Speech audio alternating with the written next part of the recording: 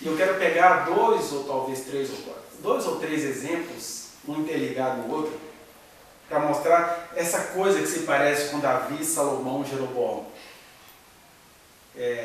Porque não adianta a gente ficar falando de histórias bíblicas se a gente não consegue compreender o espírito que escreveu essas coisas na nossa cultura também. Eu vejo, por exemplo, três exemplos, né?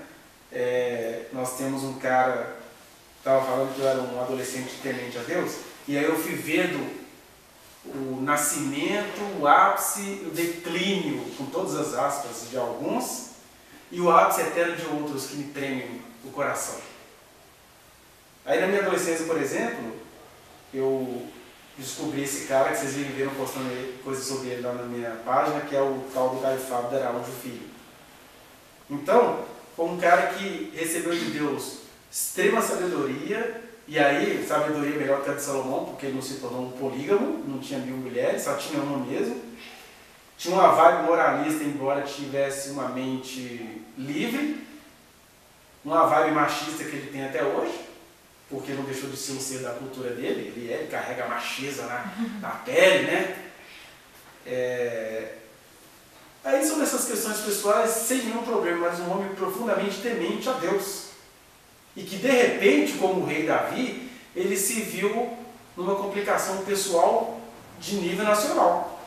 Porque quando Deus coloca um cara ali para ser visto por todo mundo, as coisas pessoais dele acabam virando coisas coletivas. Então ele que vinha sendo casado há 23 anos com a mãe dos 4 filhos dele, de repente se pega uma situação onde ele sutilmente, pavorosamente, não tinha como mexer naquilo, se viu apaixonado pela sua superintendente de seus projetos sociais. Né? Aí de repente, em função disso, não tem como o casamento continuar depois disso, ainda mais aquele casamento que estava para o Brasil inteiro ver, não tem como aquilo continuar. Eu já até li texto dele que ele falava com o filho dele assim, gente, como é que eu vou fazer? Aí o filho dele fala assim, pai, isso aí só vai se resolver por meio de um escândalo, não vejo outra coisa. Mas o dia que isso acontecer, pai, você já está perdoado, porque a gente não vê outro caminho para vocês. É só por meio de um escândalo. E o escândalo foi que essas questões todas vieram, ele e a então, esposa dele entenderam que não dava mais para continuar, porque continuar com aquilo só se Deus aparecer e falar assim, continuem. Porque quando Deus aparece e diz continua, ele vai continuar com todas as desconfianças, amarguras e ódios e insinuações do mundo. É difícil você curar uma coisa dessa. Mas graças a Deus, como Deus foi bom com Davi, falou, Davi, a existência não perdoa, não, você vai penar pelo que aconteceu, mas o filho dessa mulher aí vai ser o seu sucessor. Porque Deus entendeu as razões bem pessoais de Davi para entrar aqui. Deus não compactua com o pecado. Deus não compactua com pecado nenhum. Ele compactua com as nossas limitações em meio aos nossos pecados. Né? E aí Deus entendeu. Tanto é que o filho da Batseba, que foi a mulher fruto do escândalo de Davi, foi que virou o sucessor dele. Mesmo não sendo ele, tinha um tal de Abias que queria pegar o trono. Mas Deus apareceu assim, não, é ele, o Salomão, quem vai substituir o rei Davi. Porque Deus é misericordioso mesmo. E ele é misericordiosamente escandaloso para o pessoal da moral, graças a Deus. E aí alguém da minha geração que eu vi que essas coisas não ficam só lá na Bíblia, acontece no nosso dia, foi o tal do Caio Fábio de Araújo Filho.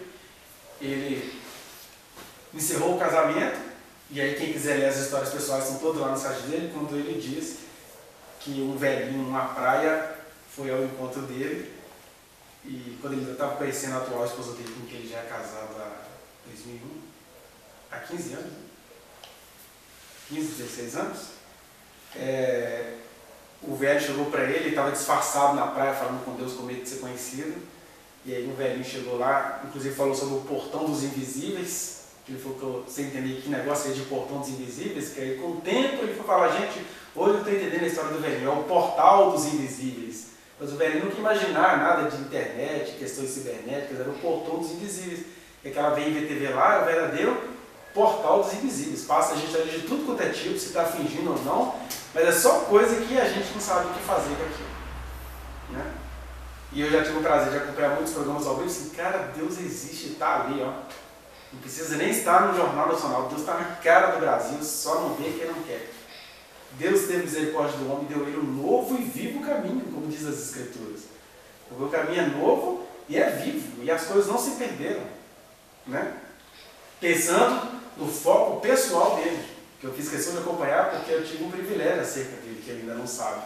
Espero encontrar aquele antes de morrer para dizer isso para ele, sem fanatismos. Eu falo essas coisas todas sem fanatismo. Já tive chance de estar com ele e ficar de tietagem. Eu tenho um ídolo. Eu tenho alguém que eu percebi na minha geração que chega perto desses caras aqui e que eu já me sinto herdeiro de muita coisa que Deus me fez ver ali.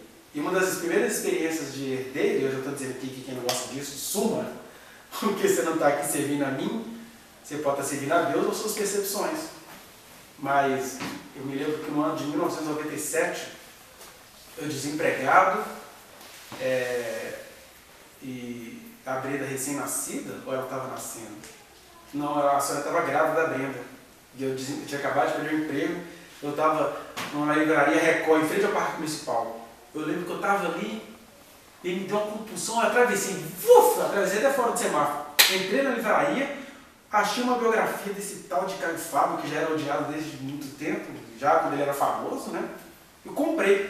Depois que eu comprei, eu fui para casa com um pesar no coração e aquela voz assim, puxa, você não está tendo o que comer na sua casa, você está comprando esse livro, que o papel é idiota que você está fazendo, não sei o quê. Eu fui todo chateado, escondi o livro para me dar uma na cara e tal. Aí de repente Deus usa uma pessoa para falar comigo, é uma coisa até inusitada, que a pessoa não suportava a figura dele também, né?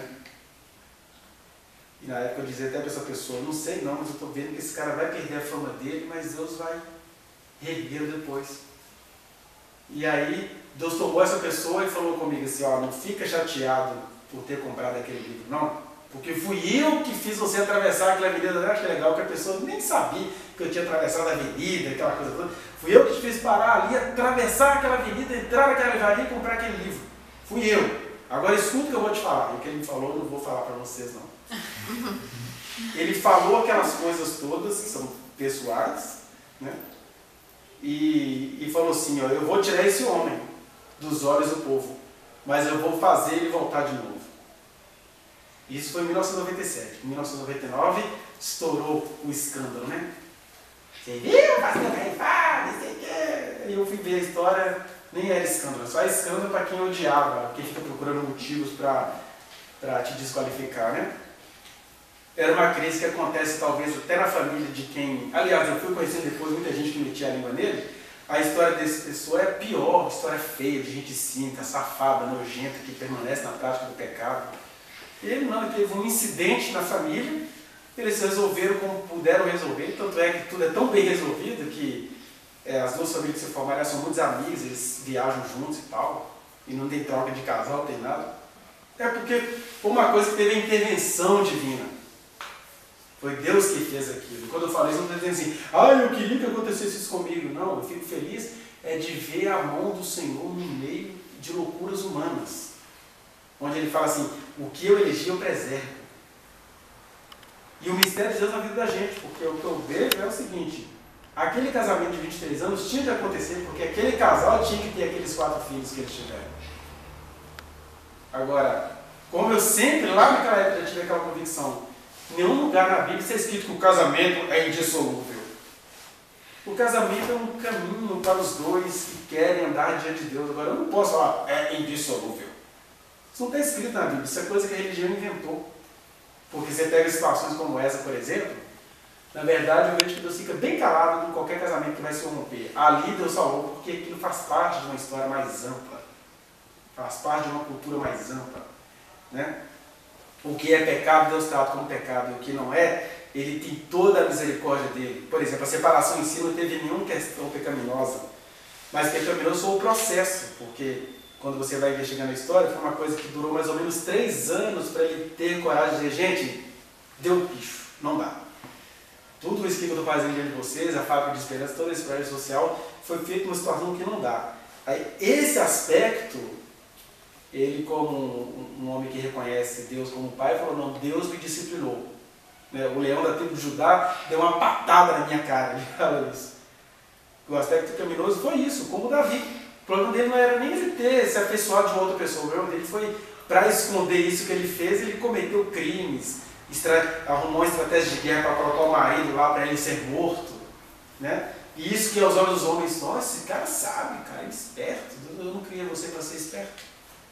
Eu criei você para ser a demonstração do meu caráter, e agora você virou esperto, eu não sou esperto. Até porque se eu fosse esperto, eu não tinha feito nenhum de vocês. Vocês usam toda a inteligência que eu dei para ficar falando mal de mim, vocês são espertos. Então, quando Davi foi ficando esperto, eu sou Davi, e a espada não vai se apartar da sua casa para você nunca mais ficar esperto. E aí Deus fez isso com o Caio Fábio também. Nesse aspecto dele ficar cozinhando nessas questões, e aí eu não estou aqui julgando a pessoa dele, estou dizendo do fenômeno que foi público, foi produzido o texto e tudo. E nessa história toda eu percebi uma coisa interessante, que eu vejo isso como um dos castigos, ou um dos mal-estar dos oportunistas, né? Que é assim, na hora que o Caio Fábio chega lá no auge dele e despenca aos olhos do povo de Deus, que ele nunca despencou aos olhos de muita gente, uma figura entra, uma figura meio jeromônica, assim, o Caio Fábio cai, aí o outro entra. E não é de maneira elogiosa que esse cara entra, não. Eu vou falar aqui sem medo de ser julgado, porque eu estou falando de situações públicas.